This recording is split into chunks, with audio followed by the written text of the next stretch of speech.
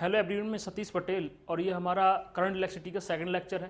तो इसमें आज हम लोग और आगे की बात करते हैं और आई होप सो जो फर्स्ट लेक्चर था, जो प्रीवियस लेक्चर था, आपको समझ में बहुत अच्छे से आ चुका होगा। तो हम लोग नेक्स्ट स्टार्ट करते हैं। करंट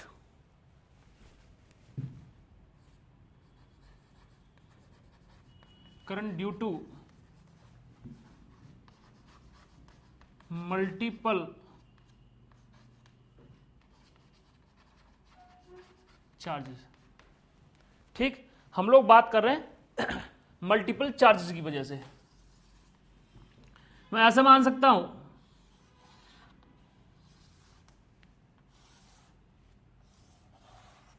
ये मेरे को कंडक्टर है और इसमें कोई मिक्सिंग कर दी, हो सकता है Q1 कोई चार्ज हो और इसमें कोई Q2 चार्ज हो, उसके number of electron per unit volume, ये charge entity per unit N1 हो और इसके कोई N2 हो। नहीं बात समझ में आई? ठीक, यहां पे कोई चार्ज कैरियर है, आयंस हो सकते हैं, किसी लिक्विड हो सकता है कि कोई लिक्विड सिलेंडर मैंने कंसीडर कर रखा हो सकता है कि इम्प्योरिटी मिला रखी हो, तो ऐसे कुछ भी हो सकता है। तो मैंने बोल दिया Q1 charge N1 number of charge particle पर unit volume, Q2 charge N2 number of charge particle of category 2 पर यूनिट वॉल्यूम। बात समझ में आती है? ठीक, इन सिमिलर फैशन जब मैं यहां से बात करूंगा तो मेरे सामने क्या आएगा? मेरे सामने एग्जैक्टली ऐसा आएगा। और हो सकता है इस पर चार्ज कोई 2e 3 कुछ भी ऐसे हो सकता है। ठीक, तो यहां से बात समझ में आनी चाहिए कि जो डायरेक्टली और डायरेक्टली जो मैं बताना चाह रहा हूं, जैसा आप लास्ट टाइम सीखे थे I equals to ANE VD। ठीक, इसमें क्या होगा? इसमें सुपर पोजिशन प्रिंसिपल लग जाएगा। मैं डायरेक्ट में क्या कर दूंगा, जिसमें जो मेरा I नेट होगा वो हो जाएगा I1 प्लस I2,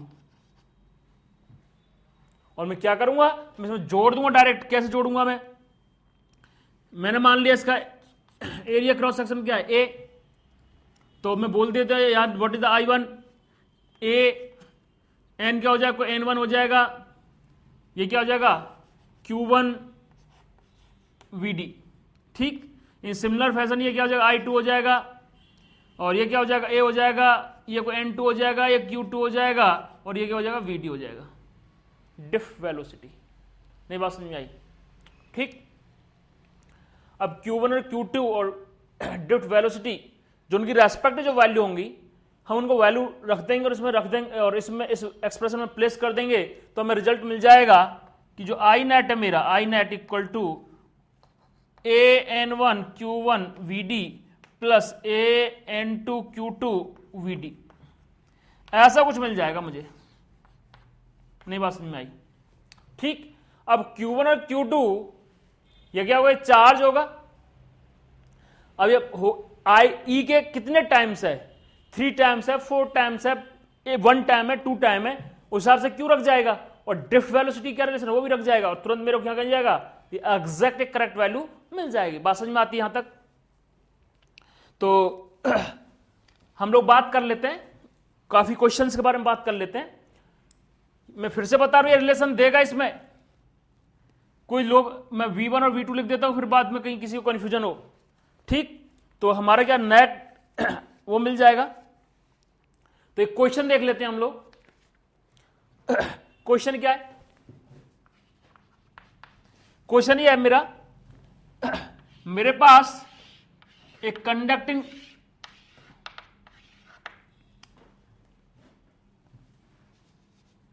कंडक्टर है और इसमें दे रखा है प्लस E एंड VD, और इसमें दूसरा दे रखा है माइनस 2E 2N और 2 टाइम्स ऑफ VD, और इलेक्ट्रिक फील्ड इसमें ऐसे है।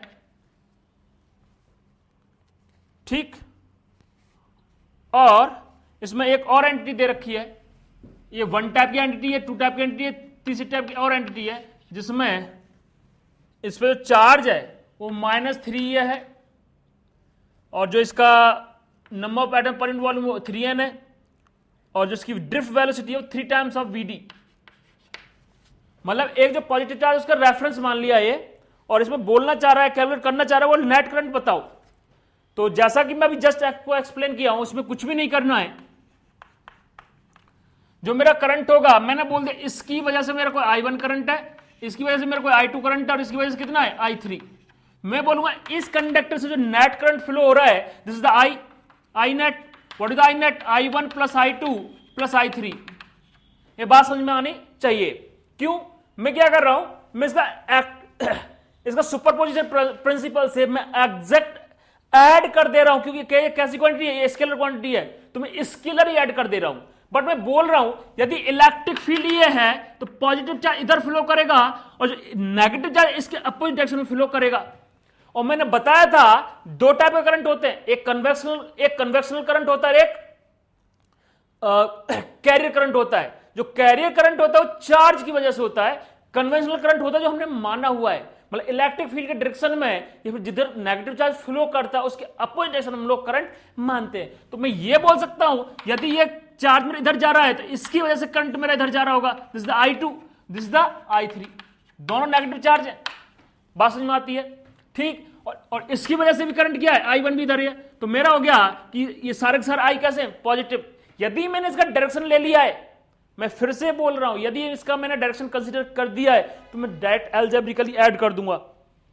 यदि मैंने इसका डायरेक्शन ऐड नहीं किया है तो मैं क्या बोलूंगा कि जो मेरा एक्सप्रेशन होता है वो कुछ इस तरीके से होता है कि जो I होता है मेरा NEVD होता है, ठीक। और चार्ज विद साइन रखूंगा मैं, चार्ज क्या रखूंगा, विद साइन। ये जो मेरा जो ये मेरा करंट है किसकी वजह से, पॉजिटिव चार्ज की वजह से, ठीक। तो वैसे ही मैं क्या करूंगा, अब मेरे सामने एक ऑप्शन मिल गया, क्या ऑप्शन मिल गया, जो मेरा एक्सप्रेशन था I इक्वल टू ये होता है ANEVD। What is the I net? मैं पहले 1 की बात कर लेता हूं। 1 के लिए एरिया क्या है, A, N कितना, N, और EVD, this is the I1 plus I2 की बात कर लेते हैं, एरिया तो सेम होगा, इनटू जैसे number of electron per unit volume क्या, 2n, चार्ज कितना है 2e, और इसमें VD कितना है, याद रहे VD भी 2 टाइम्स दे रखी है, 2 times of VD plus this is the I1, this is the I2। अब मैं I3 की बात और कर लेता हूं। What is this, A 3n, 3 times of charge 3 into 3 times of VD। बात समझ में आती है? जब मैं इसकी बात करता हूं तो मेरे को आंसर मिलता है ANEVD प्लस 2 दूनी 4 8 times of ANEVD plus 27 times ANEVD। और जब मेरे को नेट, जब मैंने यहां रिजल्ट की बात की तो मेरे को कुछ ऐसा मिला, ये हो जाएगा मेरा 27 8 35 36 times of ANEVD, this is the I net. मेरे हिसाब से इस क्वेश्चन में आपको कोई प्रॉब्लम नहीं होनी चाहिए। बात समझ में आती है? कोई दिक्कत?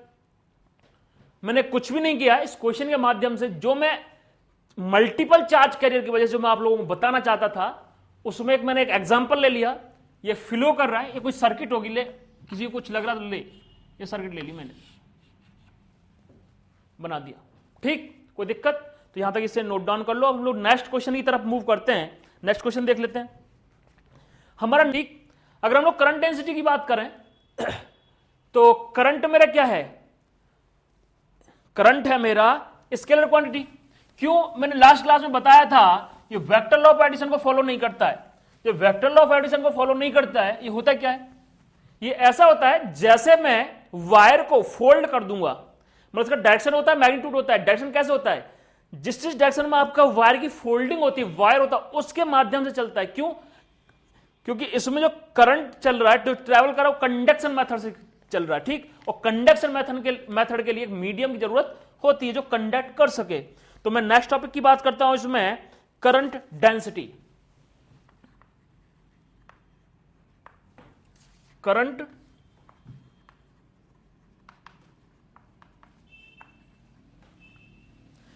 डेंसिटी हम लोग इस तरीके से डिफाइन कर लेते हैं। लेट ये मेरे पास एक कंडक्टर है और इसमें कुछ इलेक्ट्रिक फील्ड ई है और करंट आई जा रहा है, बात समझ में आती है। इसको मैंने क्या किया, ऐसे कट मार दिया और इसका क्रॉस सेक्शनल एरिया कितना, ए। ठीक, अब मैंने क्या किया,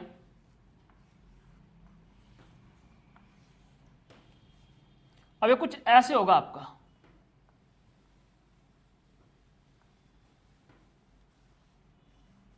अगर आप देखना चाहोगे तो इसे। ठीक, बात समझ में आती है इतनी।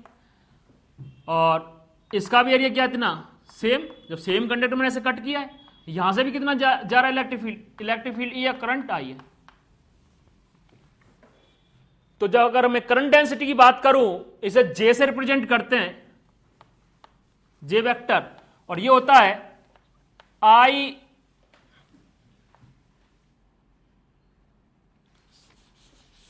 जब हम लोग करंट की बात करते हैं, करंट होता है स्केलर क्वांटिटी, ये होता है जे वेक्टर डॉट एरिया वेक्टर।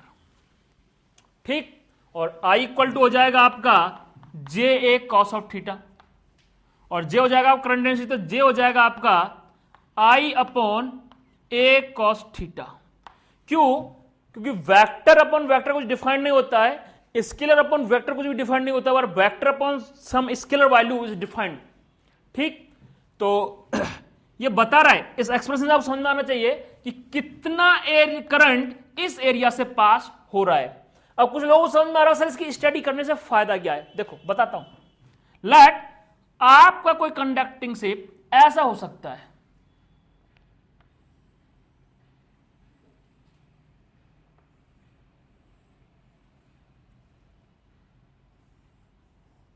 ठीक, जो आपका अंदर फील्ड इलेक्ट्रिक फील्ड जो सेटअप होगा ना, इस टाइप से होगा।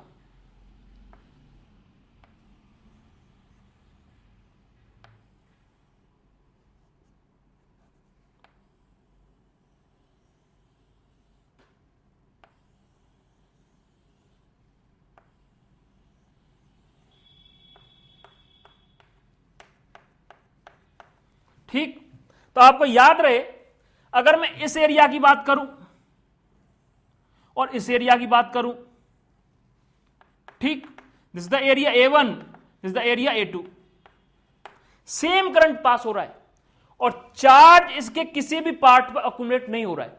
बात समझ में आती है। तो आपको याद रहे, जब सेम करंट पास हो रहा है यहां से, तो यहां पे क्या होगा, करंट डेंसिटी मतलब per unit flow, the rate of flow of charge पर यूनिट एरिया यहां पर सबसे ज्यादा होगा। तो मतलब करंट की डेंसिटी वो यहां पर ज्यादा होगी, यहां पर कम होगी। बात समझ में आती है। तो इसका एरिया ए है, तो इसका एरिया कोई क्या होगा, A1 होगा। बट याद रहे, जो करंट पास हो रहा है वो ऐसे पास हो रहा है, ठीक, और एरिया वेक्टर कैसे, इधर। तो मेरे को ये एंगल चाहिए, दिस इज एंगल थीटा। नहीं बात समझ में आई। क्यों, यदि मैं A1 का यहां पे प्रोजेक्शन ले लूंगा इधर, ठीक है, नहीं, अगर मैं बात करूं what is the projection of this one, तो इसका मतलब हो जाएगा जो इस डायरेक्शन में है, जो नेट ए, जो एरिया है ए, वो हो जाएगा मेरा A1 A cos theta, this is the A1 ए। नहीं बात समझ में आई। अगर आप A1 निकालना चाहते हैं तो A1 क्या हो जाएगा, A divide by cos of theta. कुछ भी निकाल सकते हैं। नहीं बात समझ में आई। अब इफेक्टिव एरिया क्या है, अब इफेक्टिव एरिया ये है। अब आपको क्वेश्चन में ये नहीं दिया हुआ होगा, ये दिया होगा, तो इसकी कॉस थीटा की मदद से ये कौन देगा, डॉट प्रोडक्ट देगा। नहीं बात समझ में आई। तो what is the current density, J equal to A upon cos theta. अगर ये थीटा 0 हो जाएगा तो सेम हो जाएगा, तो ये क्या हो जाएगा, I अपॉन A। तो मैं किसकी बात कर रहा हूं, इसका मतलब मैं इस पैटर्न की बात कर रहा हूं। नहीं बात समझ में आई। कोई दिक्कत यहां तक, आई होप सो आप लोगों को दिक्कत नहीं होनी चाहिए। ठीक, अगर मैं करंट डेंसिटी को अगर वेक्टर फॉर्म में रिप्रेजेंट करने की कोशिश करूं, तो मैं ऐसा लिख सकता हूं, जो मेरा J है वो vector equal to DI upon DA N cap. What is the N cap? N cap वो डायरेक्शन होगा जो इस क्रॉस सेक्शन एरिया का जो एरिया वेक्टर है ए, तो मैंने से क्या बोल दिया? N cap. इसने तो मेरा मैग्नीट्यूड दे दिया, ये मेरा डायरेक्शन दे रहा है। नहीं बात समझ में आई? ठीक, जहां इलेक्ट्रिक डेंसिटी जितनी ज्यादा होगी वहां इलेक्ट्रिक फील्ड भी इतना ही ज्यादा होगा, क्योंकि फील्ड लाइन यहां पे बैरी कर रही है ना। और हमेशा मैं फिर से बता रहा हूं, इस दुनिया में कहीं भी चले जाना, चाहे कोई फिजिकल क्वांटिटी है, जब उसके फील्ड की बात करते हैं तो हमेशा जो लाइन फील्ड लाइंस होती है वो कर्वेचर टाइप की होती हैं। बात समझ में आती है यहां तक? कोई दिक्कत? अगर मैं बात करूं तो अगर मुझे कैलकुलेट करना होगा आई, तो मैं ऐसे कर सकता हूं डी आई इक्वल टू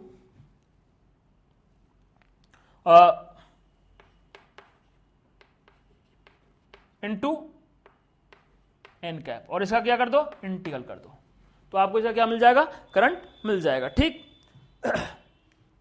ऐसे कर सकते हैं, कोई बात समझ में आती है? और इसको ऐसे भी लिख सकते हो integral of d I equal to, इसे क्या लोगे? J d A cos of theta. इसकी वैल्यू तो 1 है, इसका साथ डॉट क्या आ जाएगा? J cos theta into N cap की वैल्यू क्या? 1, तो ऐसा आ जाएगा। तो अपन यहां से कर सकते हैं। ठीक, तो हम लोग बात कर लेते हैं इधर नेक्स्ट पॉइंट। इसमें नेक्स्ट पॉइंट में क्या है, जो आपका करंट डेंसिटी है, नोट लिखो, नोट 1 लिखो। Current density is a vector quantity, current density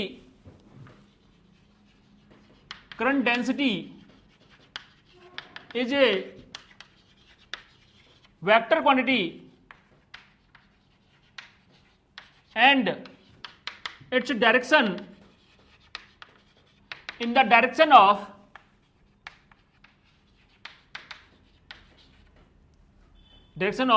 electric current। बात समझ में आती है? इसका वही डायरेक्शन होता है जिधर इलेक्ट्रिक करंट का डायरेक्शन होता है। बात समझ में आती है? ठीक, और अगर मैं करंट की बात करूं, what is the I equal to क्या है? A N E V D. ठीक, डिवाइड बाय क्या? एरिया, डिवाइड बाय एरिया, तो ये क्या हो जाएगा? ये हो जाएगा, ये एक्सप्रेशन क्या बोलता हूं मैं? जे बोलता हूं। इसका मतलब जे क्या हो जाएगा? N E V D means J vector equal to हो जाएगा एन ई वी डी। बात समझ में आती है? तो ये भी हमारा एक एक्सप्रेशन निकल के यहां से आ गया। ठीक, कोई दिक्कत? बट याद रहे, इसमें बात चल रही है किसकी? इलेक्ट्रॉन की। किसी बात चल रही है? इलेक्ट्रॉन की। इलेक्ट्रॉन ड्रिफ्ट कर रहा है। जब मुझे इलेक्ट्रॉन स्पेसिफाई करो तो मुझे यहां पर नेगेटिव लगाना पड़ेगा। क्यों? जो करंट ड्रिफ्ट करते हैं करंट के में, तो इलेक्ट्रॉन ड्रिफ्ट करते हैं, तो जब भी इलेक्ट्रॉन ड्रिफ्ट करता है करंट के अपोजिट डायरेक्शन में इलेक्ट्रॉन क्या ड्रिफ्ट करता है। तो उस चीज को मैं दिखाने के लिए मैंने क्या लिया? नेगेटिव साइन ले लिया। क्यों? वेलोसिटी, जो ड्रिफ्ट वेलोसिटी, वो किधर है? करंट के अपोजिट डायरेक्शन में। किसकी? इलेक्ट्रॉन की। तो करंट डेंसिटी किधर होनी चाहिए? इसके अपोजिट डायरेक्शन में होनी चाहिए। नहीं बात समझ में आई? ठीक, तो इसे नोट दे के लिख लो, नोट दे के लिख लो नेगेटिव साइन के बारे में।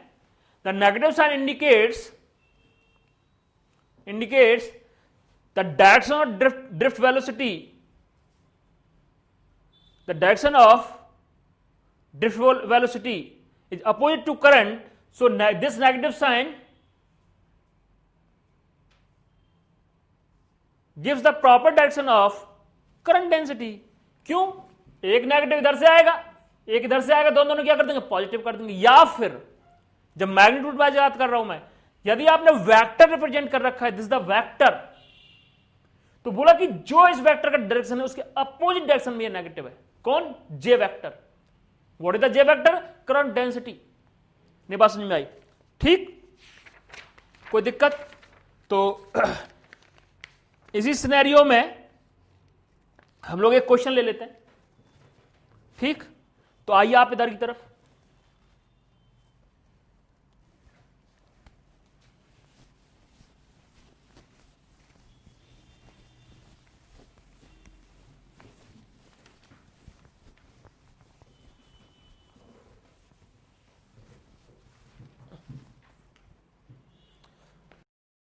तो नेक्स्ट नेक्स्ट क्वेश्चन क्या है? नेक्स्ट क्वेश्चन यह है, the current density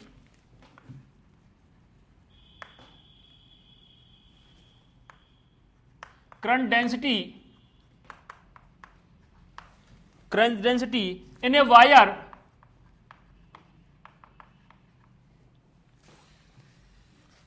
is J vector, आपको क्या दे दिया? J वेक्टर दे दिया. What is the J vector? Current density vector 3i cap minus 4j cap ampere per metre square. बात समझ में आती है? ठीक. फिर बोल रहा है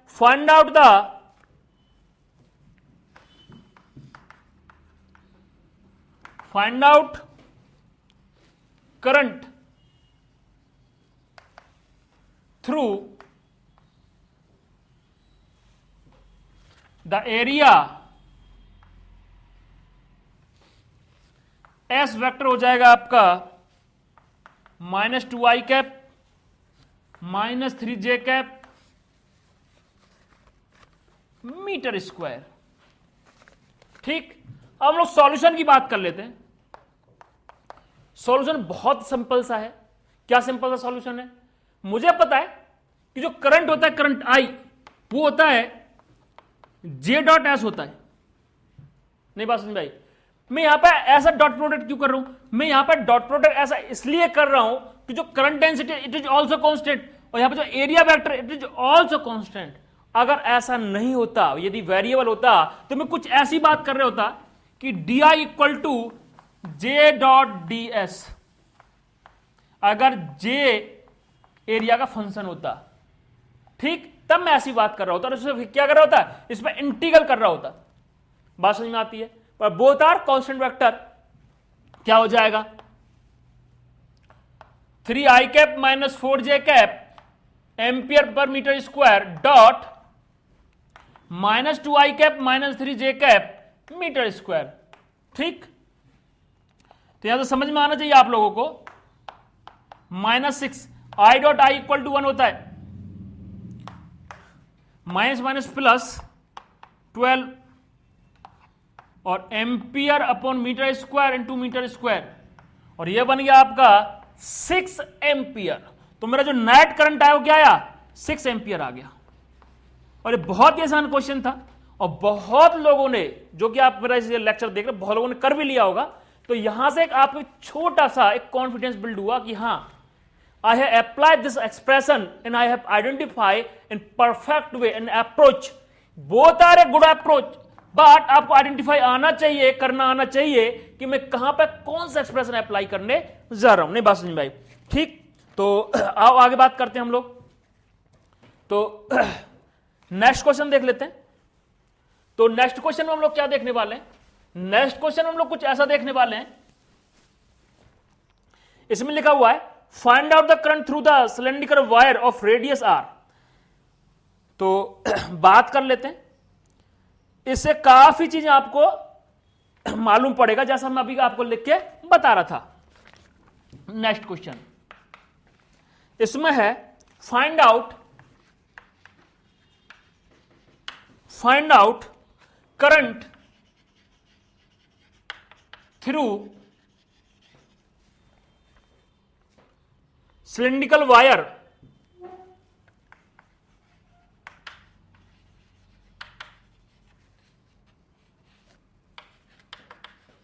of radius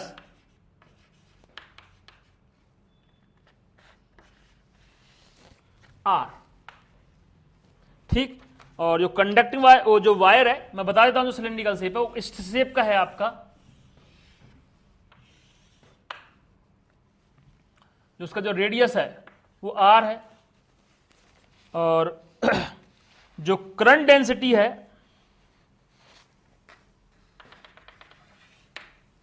वो कुछ ऐसी दी हुई है, J equal to J naught R upon R.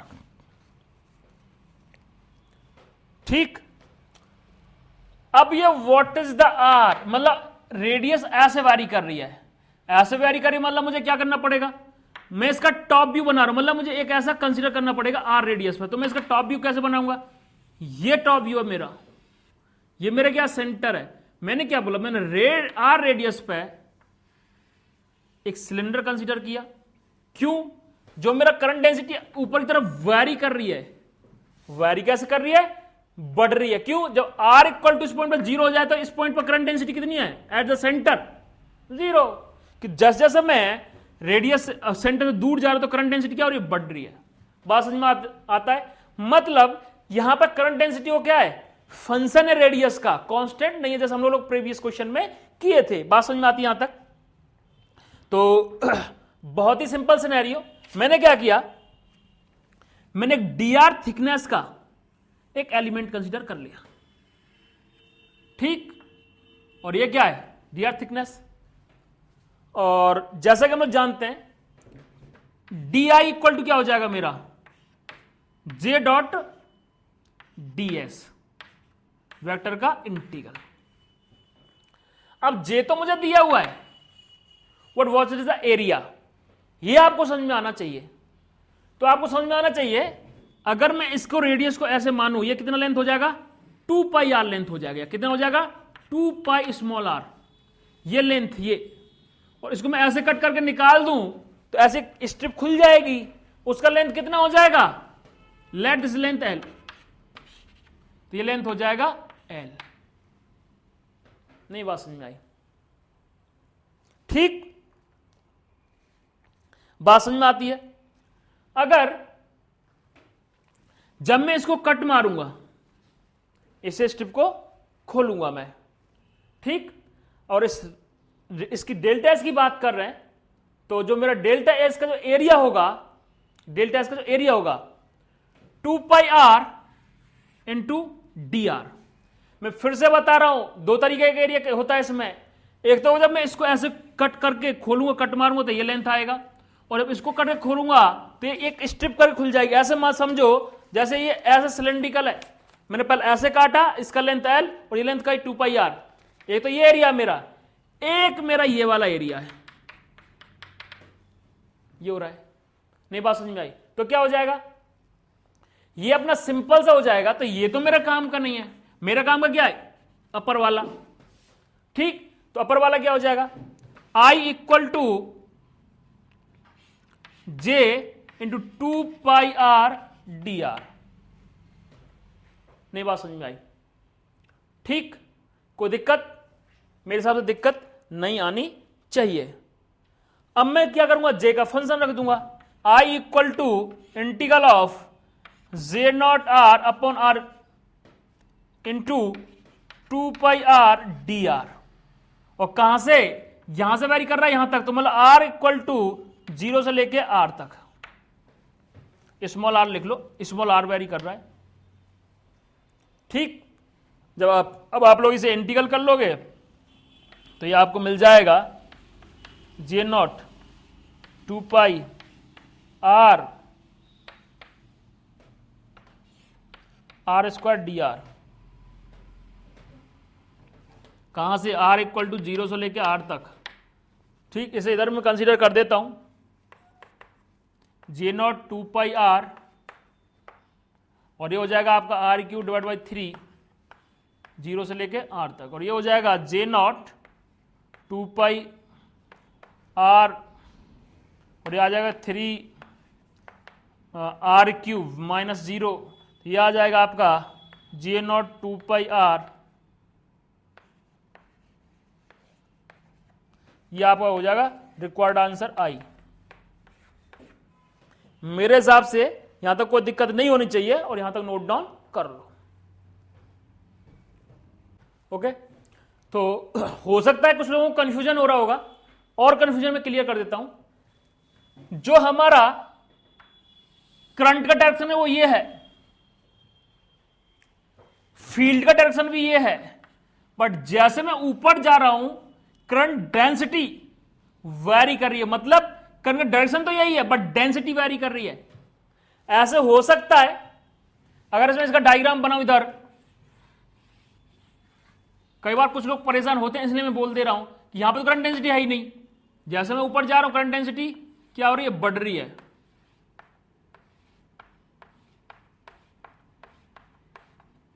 जैसे ऊपर जाकर करंट डेंसिटी बिल्कुल ऐसा हो रहा है। ठीक, अब मुझे जो एरिया चाहिए था, ये वाला एरिया चाहिए था, जैसे मैं आपको बता रहा हूं ये वाला एरिया।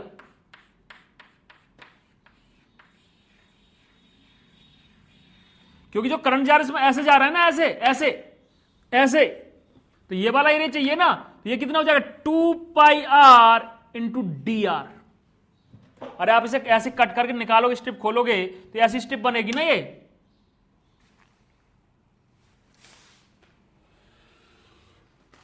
नहीं बात समझ में आई?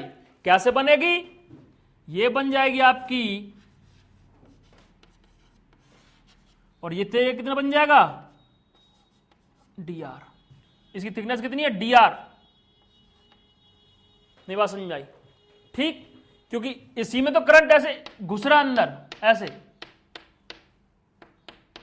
नहीं बात समझ में आई? ठीक, चलो आओ अब नेक्स्ट क्वेश्चन देख लेते हैं। Current through a wire of non uniform cross sectional area. अब हम लोग ऐसा कंसीडर करने वाले हैं पार्ट जहां पे हमारा जो क्रॉस सेक्शनल एरिया वो कैसा है, नॉन यूनिफॉर्म है। बात समझ में आती है? तो हेडिंग डालो, current through a wire of non uniform cross sectional area.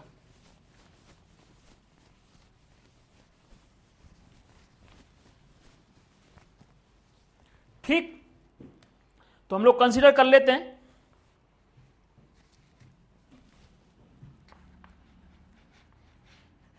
Current through a wire of non uniform cross sectional area.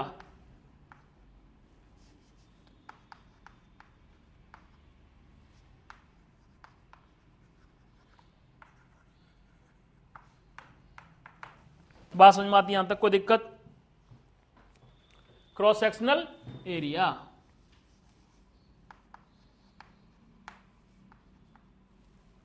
बात समझ में आती है? कैसे हो जाएगा ये? ऐसे हो सकता है, सपोज आपका ये ऐसा हो, इसमें क्या होगा, इसमें ऐसा होगा।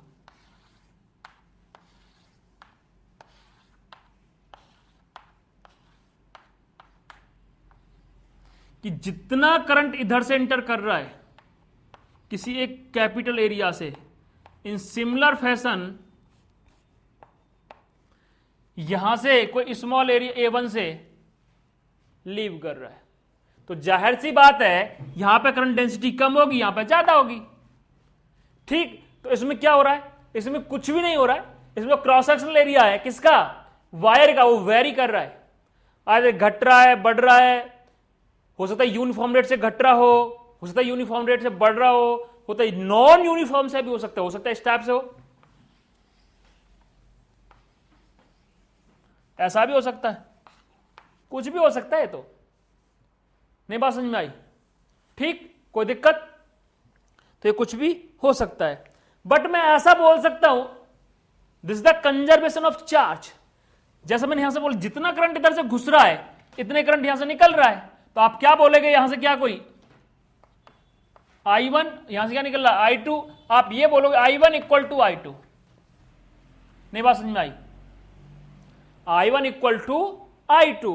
ठीक, आप क्या बोलोगे, जो भी यहां पे वेरिएशन आ रहा है, किस में वेरिएशन आ रहा है, करंट डेंसिटी और क्रॉस एरिया में वेरिएशन आ रहा है। तो I की वैल्यू क्या होती है, I की वैल्यू होती है I इक्वल टू ANEVD, यही होती है ना। अब सेम मटेरियल है तो number of free electron per unit volume भी सेम होंगे। अरे जो N ये वैरी कर रहा है, ये भी वैरी नहीं करेगा। बात समझ में आती है? तो क्या होगा, हम ऐसा बोल सकते हैं कि करंट तो कंजर्व्ड है, जो भी वेरिएशन आएगा एक तो एरिया में आएगा, और एरिया में आए तो करंट डेंसिटी में भी आएगा। नहीं बात समझ में आई? ठीक, बात समझ में आती है यहां तक? तो मैं ऐसा बोल सकता हूं कि A1 NE VD1 equal to A2 NE VD2। नहीं बात समझ में आई? क्योंकि ड्रिफ्ट वेलोसिटी के बारे में हम लोग कमेंट नहीं कर सकते, डिफरेंट हो सकता है बात नहीं, क्योंकि यहां पर करंट डेंसिटी ज्यादा है। तो NE से NE कट गया, यह आ गया A1 VD1 equal to A2 VD2।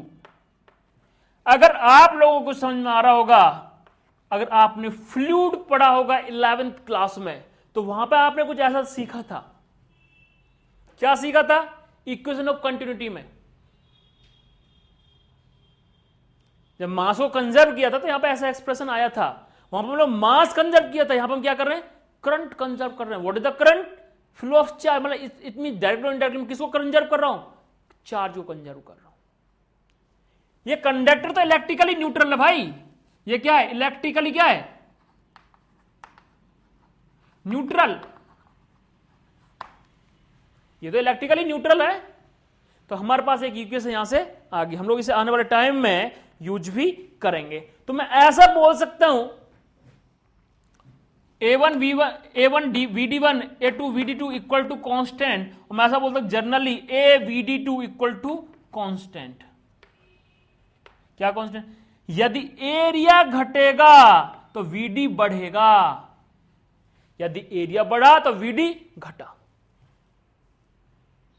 यदि ऐसा नहीं हुआ, मैं मान लेता हूं ऐसा नहीं हो रहा है, तो क्या गड़बड़ हो जाएगा? देखो, अगर ऐसा हुआ, जो ड्रिफ्ट वेलोसिटी वो इलेक्ट्रॉन की है और चार्ज कैरियर कुछ भी हो सकते हैं, बट हम लोग ये कंडक्टर की बात करें, यहां फ्री इलेक्ट्रॉन्स ही होंगे।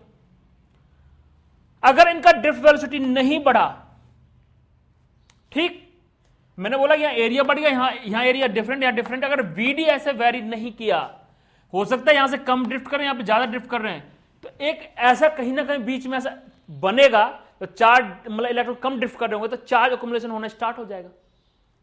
चार्ज कंजर्व नहीं रहेगा ना। अगर चार्ज कंजर्व नहीं रहा, इस कंडक्टर को कहीं ना कहीं चार्ज इकट्ठा होना स्टार्ट हो जाएगा, कलेक्ट होना स्टार्ट होगा, अक्युमुलेट होना स्टार्ट हो जाएगा। तो चार्ज अक्युमुलेट होना स्टार्ट हो जाएगा तो एक चार्ज की लेयर बनेगी। एक चार्ज जब लेयर बनेगी, वो अपना एक इलेक्ट्रिक फील्ड डेवलप करेगा, अपने एक इलेक्ट्रिक पोटेंशियल भी डेवलप करेगा, और वो आने वाले चार्ज को क्या करेगा? रोकेगा, फोर्स लगाएगा, रिपल्सिव फोर्स लगाएगा, आने से रोकेगा। मींस एक वक्त आएगा तो करंट फ्लो होना क्या हो जाएगा? बंद हो जाएगा। ठीक, इसका मतलब क्या हुआ? इसका मतलब यह हुआ, इस इक्वेशन को वैलिड होना पड़ेगा, और वैलिड होने के लिए यदि एरिया बढ़ रहा है तो यहां पे VD क्या है? घट रहा है। यदि यहां पे क्या एरिया घट रहा है तो VD बढ़ रहा है। एरिया क्या कर रहा है? घट रहा है। बात समझ में आती है? और कोई दिक्कत यहां तक? तो आई होप सो यहां तक सबको समझ में आया होगा। बात समझ में आती है? तो मैं ऐसा बोल सकता हूं VD के बारे में, अगर हम लोग VD की बात करें, VD कुछ ऐसा हो जाता है, VD equal to AE/m into tau.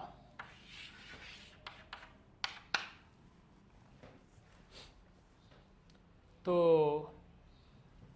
Mass of electron also constant, E also constant, इस पर वैरी कर रहा है। VD किस किस पर डिपेंड कर रहा है? इलेक्ट्रिक फील्ड पे।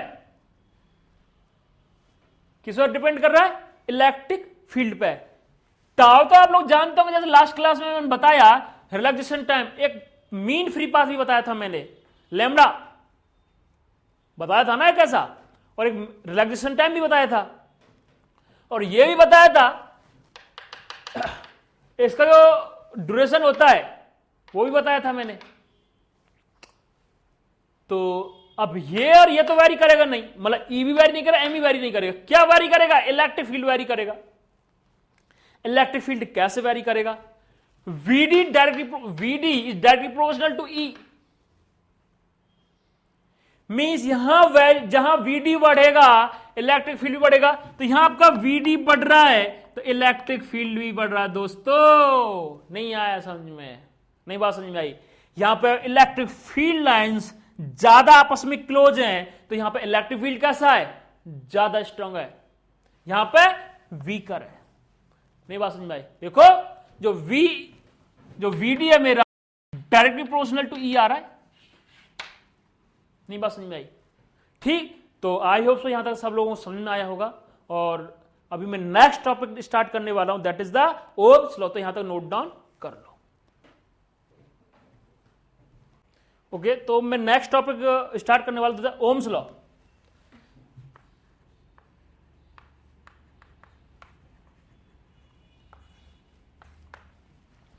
जैसा कि टॉपिक का नाम है ओम्स लॉ, तो ये ओम नाम के एक साइंटिस्ट थे, उन्होंने इसके बारे में बताया। और लॉ का मतलब ये होता है इसका कोई भी थ्योरेटिकल एग्जिस्टेंस प्रूफ नहीं है, बट ऐसा है कि ऐसा नेचर में होता है, प्रैक्टिकली देखा तो ऐसा रिजल्ट्स मिले। क्या रिजल्ट्स मिले? बोला let us consider we have a conductor of length L, cross sectional area A और लेंथ एल। बात समझ में आती है? और याद रहे जो भी हम ये फिनोमेना करने वाले हैं, जो भी प्रैक्टिकल में करने वाला हूं, जो भी ओम ने किया या आप भी करो आप तो नहीं करोगे, लेकिन फिर भी किसी के मन में कुछ आ जाए फीलिंग्स, तो जो इसका फिजिकल एनवायरनमेंट है, टेम्परेचर, प्रेशर और एनवायरनमेंट डज नॉट चेंज, या चेंज नहीं होना चाहिए, इनको सेम रखना पड़ेगा। और उसमें देखा, क्या देखा कि बोलो कुछ ऐसे कंडक्टर और लोड्स होते हैं जिनमें मैं एक पोटेंशियल डिफरेंस अप्लाई करूं V, तो लिखो व्हेन द मैं लिखाई देता हूं, when the potential difference is applied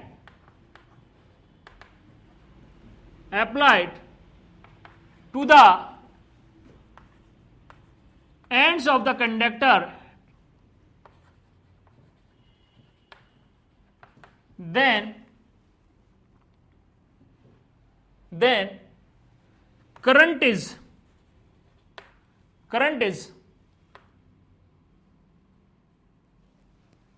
rough कर दो यार, फ्लो बिगड़ गया। ओके, तो नेक्स्ट टॉपिक ले लेते हैं हम लोग, ओम्स लॉ।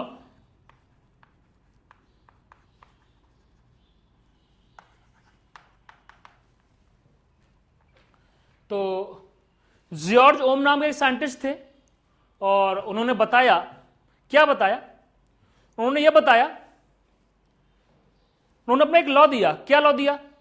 उन्होंने प्रैक्टिकली एक चीज देखी। लॉ मैं फिर से बता देता हूं, लॉ का मतलब होता है उसका कोई भी थ्योरेटिकल बैकग्राउंड नहीं होता है, वो प्रैक्टिकली बिहाव पे होता है। और हम जब चीज को प्रैक्टिकली बार बार डिफरेंट सेगमेंट में करते हैं और सेम रिजल्ट आते हैं, हम बोल देते हैं कि ये ऐसा होता है। दिस द प्रैक्टिकली, उसका कोई प्रूफ नहीं है, दिस द प्रैक्टिकली प्रूव्ड। हमने प्रैक्टिकली कर देखा और वो हर बार ऐसा हो रहा था। हो सकता है मैंने बोला कि जब मैं चौक को उठाऊंगा ऊपर फेंकूंगा तो टूट जाएगा, ये मेरा लॉ बन जाएगा कि जब भी मैं चौक को ऊपर फेंकूंगा तो टूट जाएगा, this is the law. But ऐसा बोला क्यों टूट रहा है, इसके पीछे कोई बैकग्राउंड नहीं है, क्यों, मैं अभी पहुंच ही नहीं पाया वहां तक। तो ऐसे लोम ने जॉर्ज ओम ने बताया, क्या बताया कि जब भी मैं किसी रेजिस्टेंस जो कंडक्टर है उसके एंड्स पे यदि पोटेंशियल डिफरेंस अप्लाई करूं, वो डायरेक्टली प्रोपोर्शनल होगा करंट के। ठीक, तो मतलब मैं एग्जैक्टली क्या बोलना चाह रहा हूं, when according to Ohm's law, the current is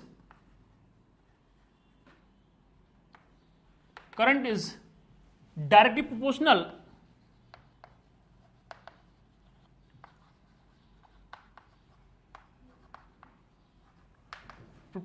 to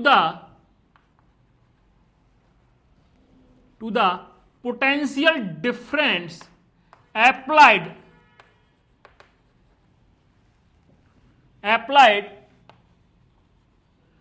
ends of the conductor। जब भी किसी रेजिस्टेंस के एंड्स पे या किसी कंडक्टर के एंड्स पे जब आप पोटेंशियल डिफरेंस अप्लाई करोगे तो उसमें जितना भी करंट पास होगा वो पोटेंशियल डिफरेंस के डायरेक्टली प्रोपोर्शनल है। याद रहे V directly proportional to I होता है, ना कि I directly proportional to V। यह चीज गलत है, बहुत लोग ये समझते रहते हैं। इस करंट की वजह से पोटेंशियल डिफरेंस नहीं आ रहा है, पोटेंशियल डिफरेंस की वजह से करंट पास हो रहा है। याद रहे पोटेंशियल डिफरेंस है इसलिए करंट पास हो रहा है। नहीं बात समझ में आई? ठीक, क्या देखा? यह देखा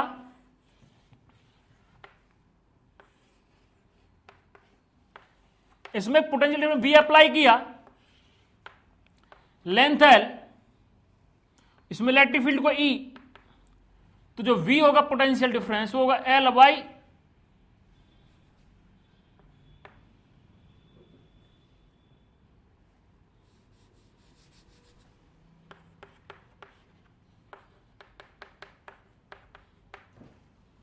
ऐसा होगा।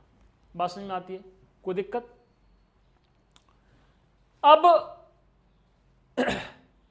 जब साइंटिस्ट ने चीज देखी और बात देखा तो बोला इसमें एक चीज और देखा कि जो इसके फिजिकल पैरामीटर है, फिजिकल पैरामीटर जहां पर तुम ये परफॉर्म करो एक्सपेरिमेंट, वहां का टेम्परेचर, प्रेशर, वहां का एनवायरमेंट चेंज नहीं होना चाहिए। क्यों? जो टेम्परेचर होता है, वहां की जो फिजिकल प्रॉपर्टीज होती हैं, उनकी वजह से भी कुछ ना कुछ डिफरेंसेस, कुछ ना कुछ वेरिएशंस आते हैं। नहीं बात समझ में आई? तो वो क्या बोला कि temperature, physical environment, temperature, pressure should be same. ठीक, या physical environment should be same, ये सेम रहना चाहिए, तब के लिए बोला मेरा लॉ वैलिड है। और V इक्वल टू IR, बात समझ में आती है? Where R is a proportionality constant, where R is a proportionality constant. बात समझ में आती है? ठीक, और इसकी यूनिट क्या होती है? इसकी यूनिट होती है ओम। इसकी यूनिट क्या होती है? ओम होती है। और जो ये R होता है, ये मटेरियल टू मटेरियल वैरी करता है। कैसे करता है देख लो इधर आके। चलो मैं यहां बता देता हूं थोड़ा सा, फिर बाद में हम डिटेल करेंगे। R इक्वल टू होता है रो L अपॉन एरिया। ये कैसे आया? तो रेजिस्टेंस को भी देखा गया, इसका वेरिएशन किस तरीके से आ रहे हैं। उन्होंने देखा कि जितना ज्यादा लेंथ होगा इतना ज्यादा एरिया होगा, सॉरी इतना ज्यादा रेजिस्टेंस होगा, और जितना ज्यादा एरिया होगा इतना ही कम रेजिस्टेंस होगा। और बोला कि जो ये रो होता है ये मटेरियल की प्रॉपर्टी होती है। ऐसा नहीं है सेम डिफरेंट मटेरियल का सेम लेंथ और सेम क्रॉस एरिया का मैं ले लिया कंडक्टर और लोड रेजिस्टेंस तो उनका रेजिस्टेंस सेम होगा, ऐसा नहीं है। बोला ये मटेरियल टू मटेरियल भी वैरी करता है, तो ऐसा हो जाएगा। नहीं बात समझ में आई? ठीक, हम लोग ऐसे समझ सकते हैं, कैसे समझ सकते हैं? इसका क्रॉस सेक्शनल ये एयर है और ये हो गया, तो मैं जानता हूं I equal to ANE VD। बात समझ में आती है? कोई दिक्कत? VD की वैल्यू अभी मैं समझा के आया था। क्या समझा के आया था? मैं समझा के आया था कि जैसे आपने बचपन में पढ़ा होगा V equal to U plus AT, तो यहां बताया था VD इक्वल टू था EE by ME into tau, ऐसा कुछ बताया था। नहीं बात समझ में आई? कोई दिक्कत? अरे लास्ट लेक्चर में बताया था ना ये चीज। तो इस चीज को हम लोग यूज करके कुछ ऐसा लिख सकते हैं कि I बाई A ये हो जाएगा आपका NE VD, और ये हो जाएगा अपना J, और J की बात करते हैं क्या हो जाएगा NE, और ये हो जाएगा E upon ME into tau. ठीक, तो ये क्या हो जाएगा? J इक्वल टू ये हो जाएगा NE square E tau by mass of electron. ये ME का मतलब मास ऑफ इलेक्ट्रॉन है, कहीं M इंटू इलेक्ट्रॉन का वो समझने कुछ भी। बात समझ में आती है? और इस चीज को क्या दिया? J इक्वल टू, देखो ये कांस्टेंट, ये कांस्टेंट, ये कांस्टेंट, ये कांस्टेंट, ये कर दिया NE square tau upon ME into e. ठीक, और इसको बोल दिया क्या, इसको बोल दिया अपने ने सिग्मा। ये हो गया मेरा J equal to sigma E, और ये बोल दिया J vector equal to sigma times of E.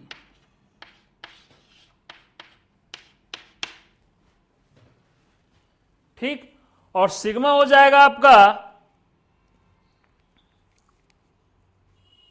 Conductivity, याद रहे। ठीक, अब मैं एक चीज यहां से बोल सकता हूं, थोड़ा इधर से मैं रफ करना चाहूंगा। यहां तक आई होप सो आप लोग सब लोगों ने क्या कर लिया होगा, मतलब इसमें क्या कर लिया होगा, आप लोगों ने नोट कर लिया होगा। तो मैं थोड़ा सा यहां से रफ कर लेता हूं।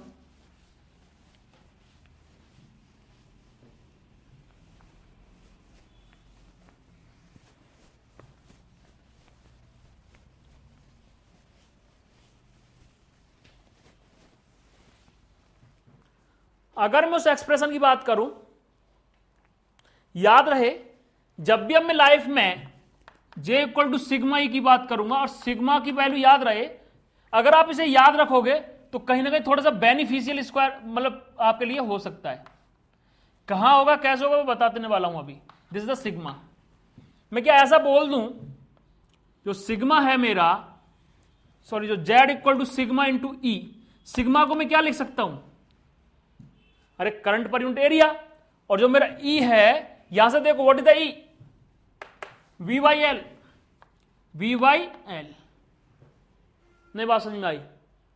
ठीक, और ये क्या है मेरा, जो मेरा करंट डेंसिटी क्या है, करंट पर यूनिट एरिया, तो I upon area equal to sigma times of V upon L. तो ये हो गया मेरा I equal to sigma V upon L into area. ठीक, बात समझ में आती है? अरे बात समझ में आती है ना?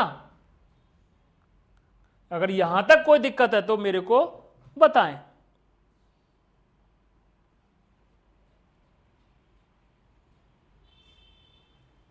कोई दिक्कत नहीं है।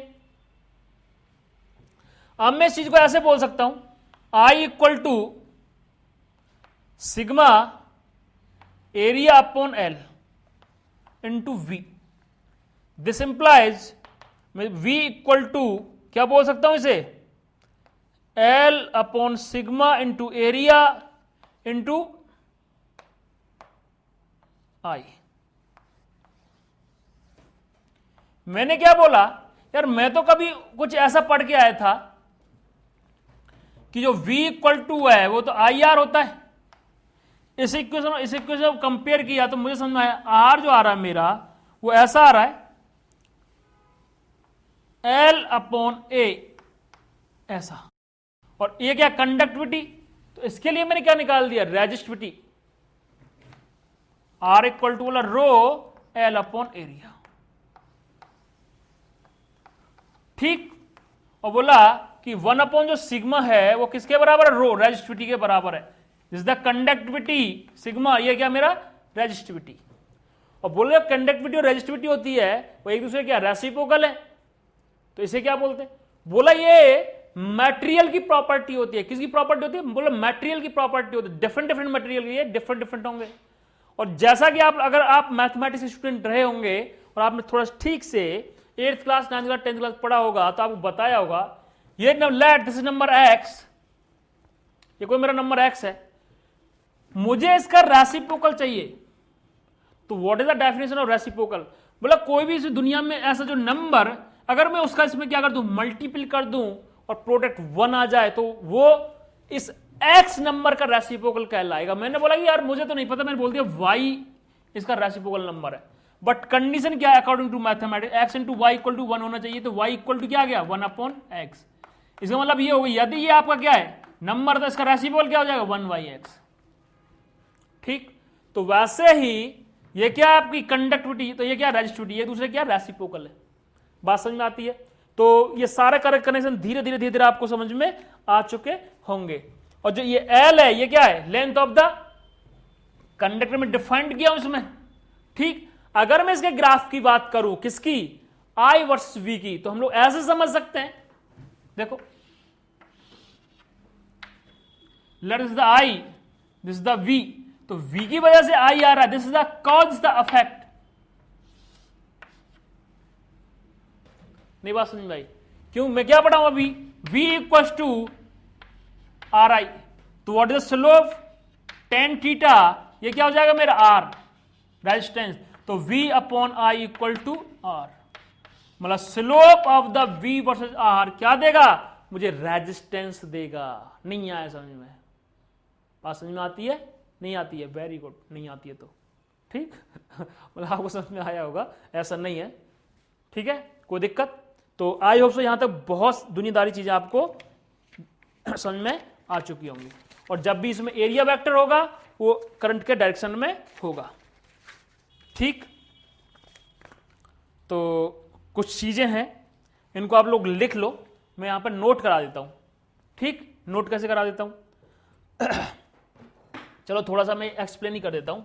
यहां एक मैं यहां पर दो तीन चीज लिख के बहुत सिस्टमैटिक वे से आप लोगों को डिस्कस करा देता हूं, जिससे आप लोगों को अच्छा लगेगा, क्योंकि काफी चीजें आपको समझ में आ चुकी हैं अब।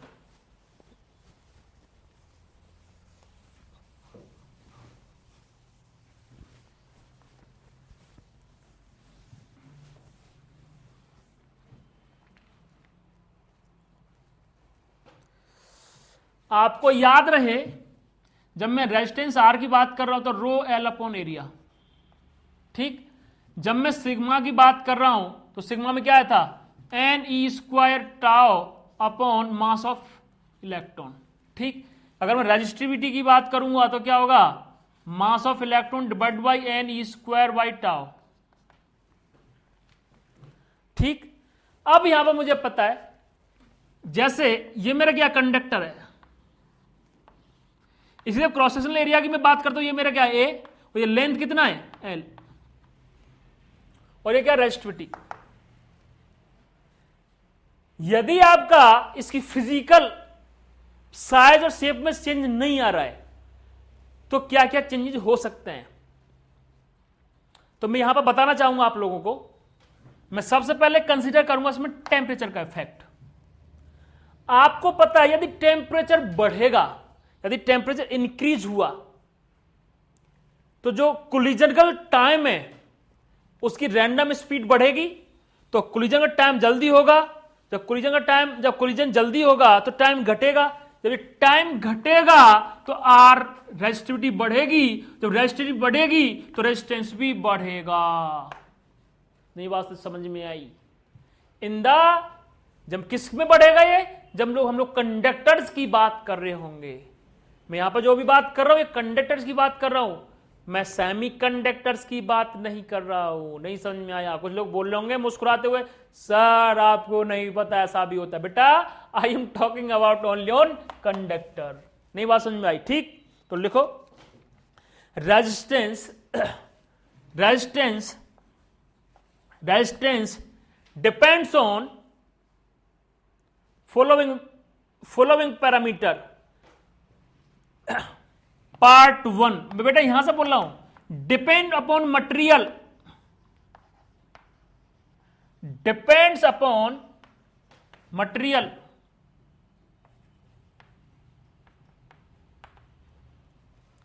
Second depends on cross sectional area, depends on cross sectional area, depends on length of the conductor और रेजिस्टेंस। अरे रेजिस्टेंस जो होते हैं वही तो कंडक्ट करते हैं भाई, कंडक्ट होगा जब तो हीट लॉस होगी, बट अपोज करते हैं उसका। अपोज करने का मतलब ये नहीं है कि वो कंडक्ट नहीं होने देते हैं, वो कंडक्टर नहीं है। नहीं बात समझ में आई। तो किस किस पर डिपेंड कर रहा है, मटेरियल डिपेंड कर रहा है, उसकी लेंथ पर डिपेंड कर रहा है, उसकी एरिया पर डिपेंड कर रहा है। और लेंथ और area connected with geometry, it means उस कंडक्टर उस रेजिस्टेंस की शेप साइज और ज्योमेट्री पे भी डिपेंड करता है। नहीं आया समझे, ठीक। तो आगे लिखो बेटा रेजिस्टिविटी एंड कंडक्टिविटी, नोट देख लिखो, resistivity and conductivity depends only on material and temperature. जो आपकी रेजिस्टिविटी और कंडक्टिविटी किस पर डिपेंड करती है? ओनली मटेरियल पर डिपेंड करती है और किस पर डिपेंड करती है? टेम्परेचर पर डिपेंड करती है। जैसे यहां से आपको दिख में आना चाहिए, ये क्या है? किसी मटेरियल की प्रॉपर्टी, और ये किस पर डिपेंड कर रहा है? Only on temperature. और बाकी देख, मास ऑफ इलेक्ट्रॉन, नंबर ऑफ पर यूनिट वॉल्यूम और E square charge on electron, ये तो सारे कांस्टेंट है। तो किस पर डिपेंड किया? टेम्परेचर पे और मटेरियल पे। नहीं बात समझ में आई? ठीक। नेक्स्ट लिखो, नेक्स्ट पॉइंट लिखो। In case of conductor, in case of conductor with increase in temperature, with increase in temperature resistance of the conductor increase, जैसा मैं यहां से बता चुका हूं। ठीक। अरे यहां से कर लो ना, जब टेम्परेचर बढ़ेगा तो टाउ क्या होगा? घटेगा। जब टाउ घटेगा तो रेजिस्टेंस बढ़ेगा, रेजिस्टिविटी बढ़ेगी, रेजिस्टेंस बढ़ेगा। नेक्स्ट पॉइंट लिखो। In case of semiconductor, in case of semiconductor and insulator with increasing temperature, with increasing temperature, number of free electrons per unit volume n increases, hence resistance decreasing। यहां पे होगा क्या? इसमें variation आएगा। अरे जो free electrons नहीं है वो हो सकता है जब मैं टेम्परेचर बढ़ाऊंगा तो फ्री हो सकते हैं ना, तो फ्री हो सकते हैं। ये बढ़ेगा तो ये बढ़ेगा, तो ये क्या है? ये क्या है? घटेगा। ये घटेगा तो रेजिस्टेंस ऑल्सो घटेगा और कंडक्टिविटी बढ़ेगी। नहीं बात समझ में आया? ठीक। कोई दिक्कत? तो एक दो अपन क्वेश्चन देख लेते हैं, फिर बाकी चीजें हम लोग नेक्स्ट क्लास में देखेंगे। एक लास्ट क्वेश्चन कर लेते हैं, क्योंकि आज आप लोग काफी चीजें पढ़ चुके हैं, काफी पढ़ ली हैं, तो आपको लग रहा होगा कि सर छोड़ो, बट ये तो वीडियो लेक्चर है तो आपको ये बोलने का मौका नहीं मिल रहा है। बट मैं खुद समझदार हूं और ये नोट्स आपको मिल जाएंगे। इसमें कोई रॉकेट साइंस नहीं है, ये जस्ट थोड़ा सीक्वेंस बनाने के लिए लिया हुआ है। और जो मेरे पास डेटा है वो डेटा इधर उधर ना हो। बाकी एक्सप्लेनेशन में कोई दिक्कत नहीं आएगा, वो समझ में आना चाहिए क्लियर। आप किसी भी टाइप की कोई भी क्वेरीज हैं, you can directly comment, definitely I will answer you. और जब हम लोग लाइव स्ट्रीम में पढ़ेंगे तब भी इसका बहुत अच्छे से आंसर करेंगे। क्वेश्चन क्या है? If the length of the wire of resistance R is doubled, find out the new resistance of the conducting wire. ये बोल रहा है if the length of the wire of resistance R, एक मेरा wire है, इसका लेंथ मैं मान लेता हूं थोड़ा सा, ये क्या है? L है, और उसका रेजिस्टेंस है R। जो क्वेश्चन में दिया हुआ है वो बता रहा हूं मैं। If the length of the wire R, resistance R, ठीक, इज डबल्ड। अब मैंने क्या किया? इसके लेंथ को मैं डबल कर दिया। नाउ जो न्यू लेंथ होगा वो कितना हो जाएगा? 2L। लो भाई, इसका लेंथ कितना है? 2L। कुछ लोग बोलेंगे सर इसके डबल होना चाहिए। ले बेटा, खुश। अगर इसमें अभी कुछ वेरिएशन मांग रहा है तो मैं डेटा दिया हुआ मान लो, ऐसा मैं लिखा हुआ हूं। इसके सेफ साइज पे ना जाए कि सर यहां से तो ऐसा दबा दिया है, ऐसा कोई दिक्कत नहीं है। ठीक। तो ये लेंथ कितना हो गया? L, ये हो गया 2L। बात समझ में आती है? इसका रेजिस्टेंस R है आपका, तो मैं जानता हूं, और इसका क्रॉस सेक्शन एरिया क्या होगा? A होगा। लेट A, और इसी को डबल किया है, तो इसी को किया है। इसका मतलब डबल दो तरीके से हुआ है। डबल दो तरीके से हो सकता है। कैसा? जितना लेंथ है इतने लेंथ और लगा दिया। पहली बात, हो सकता है इसने इसी कंडक्टिंग वायर को खींच के बड़ा कर दिया हो। जब खींच के बड़ा करेगा तो क्वेश्चन में दिया हुआ होगा, बोलेगा कि this wire drawn from length to 2L, मतलब मैंने खींच के बड़ा कर दिया। ठीक। इसमें क्या है? मैंने डबल किया है, तो अब इसका लेंथ क्या हो जाएगा? अब इसका लेंथ आप लोगों को समझ में आना चाहिए। मैं दोनों केस ले लेता हूं जब इसने बात की है। सॉल्यूशन, अगर केस 1 मैंने इसको खींच के बड़ा किया है, जब मैंने इसका खींच के बड़ा किया, इसका मतलब वॉल्यूम इज कांस्टेंट। वॉल्यूम कैसा है? कांस्टेंट। वॉल्यूम क्या हो जाएगा? 4/3 पाई आर स्क्वायर इंटू एरिया। ठीक, यही होगा। और ऐसा होगा, ऐसा अपन मान सकते हैं।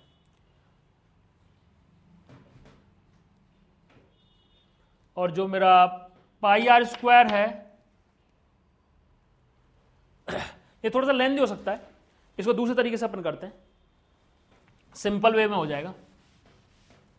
ये अप्रोच भी बताऊंगा कहां लगाते हैं, कैसे लगाते हैं। इसका वॉल्यूम क्या है? इसका एरिया ए है, लेंथ एल है, तो मैंने बोला जो वॉल्यूम होगा area into L, this the volume. इसका वॉल्यूम इसके बराबर होना चाहिए, तो मुझे पता है कि मुझे एरिया नहीं पता था, लेंथ पता था 2l। तो ये क्या हो गया? जो न्यू लेंथ, जो न्यू एरिया हुआ वो हो गया a/2 इक्वल टू a1। नहीं बात समझ में आई? ठीक, तो रेजिस्टेंस क्या होगा? तो रेजिस्टेंस पहले जो इनिशियली था वो था रो एल अपॉन एरिया, और सेम मटेरियल तो रो सेम रहेगा। अब कोई न्यू रेजिस्टेंस होगा, आई डोंट नो, मैंने बोला R1, वो क्या हो जाएगा? रो तो same, what is the length? 2l, what is the area? आधा रह गया इसका, तो ये हो जाएगा 4 times of rho L upon area, और इसकी वैल्यू कितनी थी? R। तो ये क्या हो गया कि R1 equal to 4 times of R, मतलब रेजिस्टेंस क्या हो गया? 4 टाइम्स इंक्रीज हो गया। बहुत सिंपल अप्रोच है, कोई दिक्कत? केस सेकंड की बात कर लेता हूं मैं। केस सेकंड की कैसे बात कर लेता हूं? मैं यहीं ले लेता हूं, थोड़ा सा रफ कर लेता हूं क्योंकि अभी एंड है। तो सेकंड अप्रोच में क्या है? सेकंड अप्रोच मेरा इस बात को बयां कर रही है, इस बात को बता रही है कि जो लेंथ ऑफ द कंडक्टर है उसको मैंने डबल किया है, मतलब बाय एडिंग द पीस, मैंने पीस ऐड करके डबल किया है। जब खींच करेगा तो ये वाला पार्ट, जब डबल करेगा ऐड करेगा, इसका मतलब ये क्या था मेरा? एल, और एरिया ए था, और इसी में एक दूसरा ऐसा पीस और ऐड कर दिया, तो एरिया तो मेरा ए ही है, इसका भी, बट लेंथ ऑफ टोटल कितना हो गया? 2l। तो R equal to rho L upon area. इसमें आप कुछ चेंज नहीं कर सकते हैं आप। अब न्यू कोई R1 होगा, आई डोंट नो, मैंने बोल रो एल कितना? 2l, और एरिया आज भी कितना? A। तो R1 equal to 2 times of rho L upon area, तो ये क्या होगा? 2 टाइम्स ऑफ R, यहां पे हो गया 2 टाइम्स। तो दो तरीके की वैरायटी बनती है जिसमें मैंने ऐसे ऐड किया, ऐसे फोल्ड भी कर सकते हैं। सपोज मैंने इसको क्या किया? फोल्ड किया होता, तो आपको याद रहे, अगर मैं फोल्ड करूंगा, क्या करूंगा? फोल्ड कर दिया मैंने, ऐसे कर दिया, 1 टाइम फोल्ड कर दिया, तो क्या हो जाएगा? मैं थर्ड केस भी ले लेता हूं, फोल्डिंग वाला, आपको समझ में आ जाएगा। तो जो R था मेरा इनिशियल, वो तो ये हो गया था। फोल्ड करने के बाद जो एरिया हो जाएगा वो कितना हो जाएगा? डबल हो जाएगा। अभी कुछ ऐसे हो जाएगा ना फोल्डिंग करने के बाद,